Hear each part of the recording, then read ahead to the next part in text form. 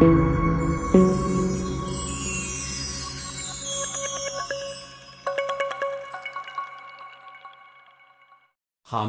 حارث اور ماریا تینوں بہن بھائی تھے۔ انہیں سیر کرنے کا اور ڈراؤنی کہانیاں پڑھنے اور سننے کا بہت شوق تھا۔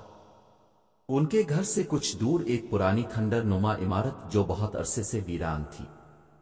ایک دن انہوں نے فیصلہ کیا کہ تینوں سیر کے بہانے باہر جائیں گے اور ایک رات کھنڈر میں گزار کر واپس آ جائیں گے۔ امی ابو کو تو اصل بات نہیں بتائی جا سکتی ورنہ وہ منع کر دیتے۔ آخر مقررہ رات پہنچ اور وہ گھر سے نکل گئے۔ وہ کھنڈر کہانیوں کے کھنڈرات سے زیادہ خوفناک تھا۔ آج وہاں روشنی بھی ہو رہی تھی۔ ہمت کر کے تینوں ایک ساتھ اندر داخل ہوئے۔ اندر ہر چیز گرد اور مٹی سے ایک پڑی تھی۔ اونچی اونچی دیواروں پر مکروہے کے جالے بنے ہوئے تھے اور چھت پر ایک عجیب سی چمک تھی۔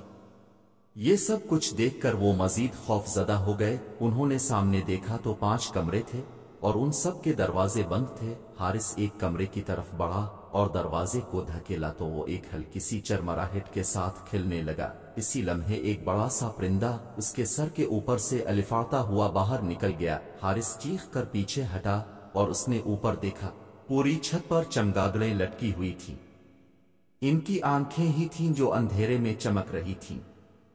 اتنے میں وہ دروازہ جو حارث نے کھولا تھا آہستہ آہستہ پورا کھل چکا تھا۔ اس کے ساتھ ہی باقی کمروں کے بھی دروازے خود بخود کھلنے لگے۔ وہ تینوں باہر نکلنے کے لیے مڑے تو دیکھا کہ بڑا دروازہ انتہائی خاموشی کے ساتھ بند ہو چکا تھا۔ اچانک دروازوں میں سے دھواں خارج ہونا شروع ہو گیا اور پھر دھواں اتنا زیادہ بڑھ گیا کہ راستہ نظر آنا بند ہو گیا اور ساتھ ہی عجیب عجیب سی آوازیں بھی سنائی دینا شروع ہو گئیں۔ ایک عجیب سا ہیولا ان کی طرف بڑھ رہا ہے۔ انہوں نے ڈر کے مارے دروازے کی طرف دوڑ لگا دی۔ اگرچہ اندھیرے اور دھوئیں میں دیکھنا بہت مشکل تھا لیکن وہ کسی نہ کسی طرح سے دروازے تک پہنچ گئے۔ انہوں نے اس خوفناک منظر کو دیکھنے سے بچنے کے لیے اپنی آنکھیں بند کر لی۔